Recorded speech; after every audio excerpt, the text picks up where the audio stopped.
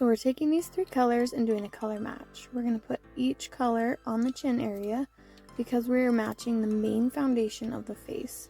You have lots of different colors in your face, so we are just matching the one that is typically your darker color for your face.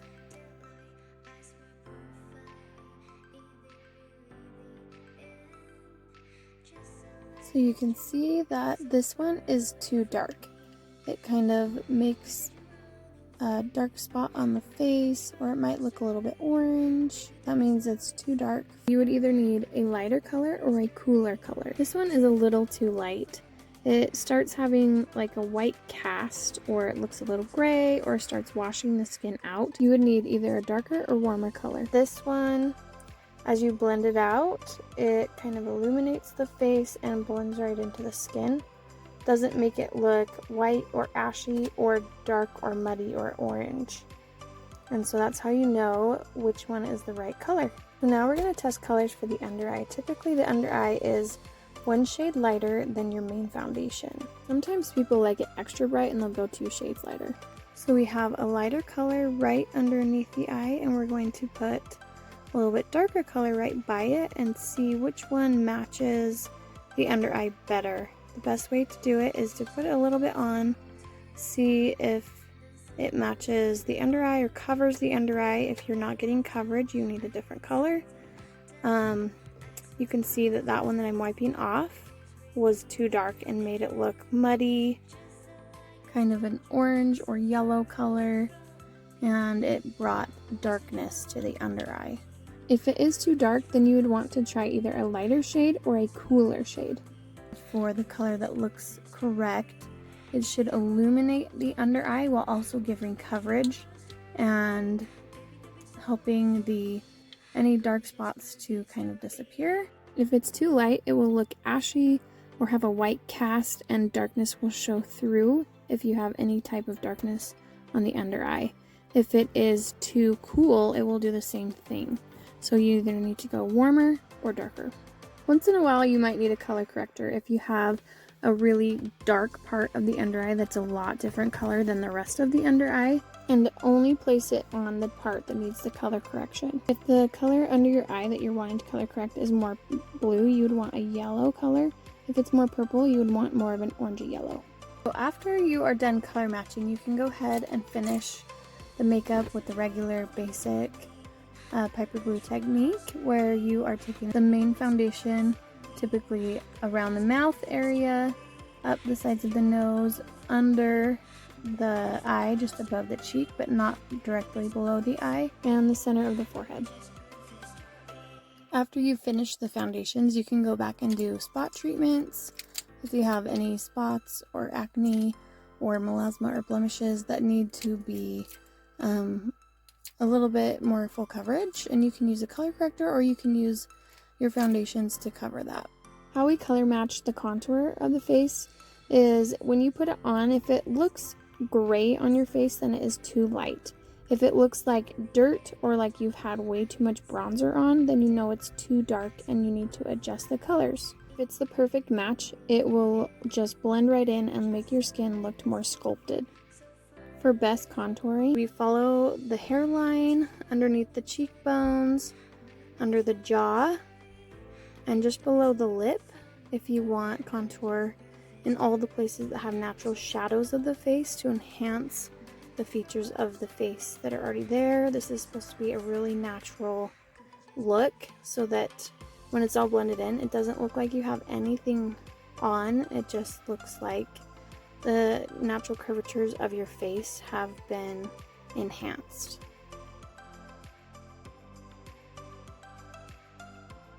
To do the right placement of the contour on the cheekbone, you just do it right underneath the cheekbone. You feel for that and just place it right there at the bottom of the cheekbone.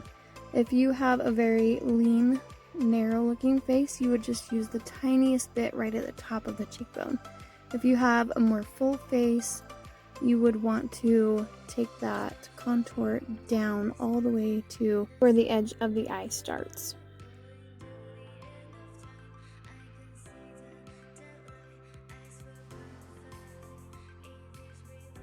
here I'm placing the blush just on the apple of the cheek and following it right above the contour.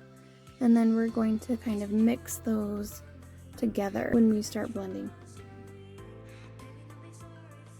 So here I'm taking a bronzer and I'm placing it just right underneath where the shadows are, where the sun would naturally hit the face. So right above the brow, right underneath the shadow line on the forehead, and on the high points of the cheeks, but underneath where you want a lighter color where it looks like sun is light is reflecting off your face. You want it right underneath that, and a little bit along the jawline because the sun naturally hits all of these places. So this is the typical place for bronzer. Now we're going to blend everything together. You can use a brush, you can use a blender, you can use your fingers. You can blend as you go or you can blend at the end. Whatever is best for you and that makes you feel the most confident and comfortable doing it.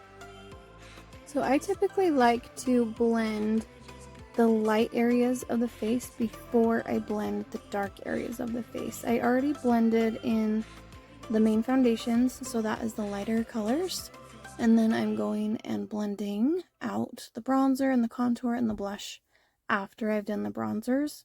And that's just so that you aren't adding color to your foundation and making it a different color.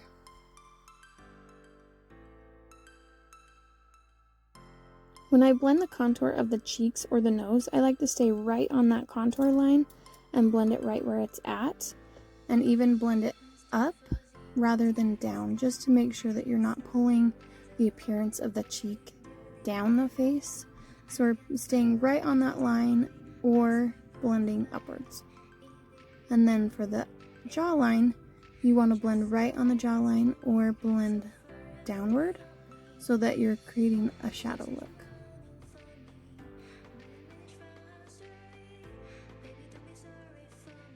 So to blend the nose, it's a lot like blending the cheek. You want to keep it right on that line that you made and try not to blend it down the nose or up onto the bridge of the nose. Try to keep it right where it's at. And if you mess up, you can just take a little bit of your foundation and go down the middle or on the side if you got it too far down, or if you brought it up onto the bridge of the nose. So here I'm grabbing a little bit of her dark main foundation and just cleaning up the nose by placing it right down the center of the nose and then blending it with the contour, so it's a lot softer look.